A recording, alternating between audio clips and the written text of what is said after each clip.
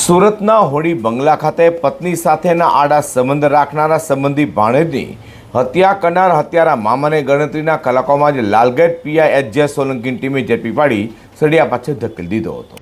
સુરતના હોડી બંગલા પાસે આવેલા મક્કા પેલેસ એપાર્ટમેન્ટ નજીક ગત રાત્રિના સમયે અલ્તમસ અંસારીની ચપ્પુના ઘા મારી સંબંધી મામા સફી ઉર્ફે શેરા અંસારી હત્યા કરી હોય, જે મામલે મૃતક અલ્તમસની બહેને લાલગેટ પોલીસ મથકે ફરિયાદ નોંધાવી હતી. જેમાં જણાવ્યું હતું કે મૃતક અલ્તમસનું તેના સંબંધી મામા સફી ઉર્ફે શેરા અખ્તર અંસારીની પત્ની સાથે આડો સંબંધ હોય, જેની અદાવત રાખી અલ્તમસની ચપ્પુના ઘા મારી સફી ઉર્ફે શેરા અંસારી હત્યા કરી નાખી હતી.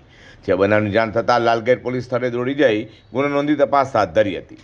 લાલગેટ પોલીસે Surat police commissioner Anupamsinh Gehlot, joint police commissioner Balram Meena તથા ઇન્ચાર્જ ડીસીપી આલોક કુમાર વર્મા અને એસીપી આર.આર. આહિરની સૂચના લઈને લાલગેટ પીઆઈ એચ.જે. સોલંકીની ટીમ પીએસઆઈ એસ.એ. અંસારીના માર્ગદર્શન હેઠળ આરોપીને ઝડપી પાડવા મેદાને આવી ગઈ હતી.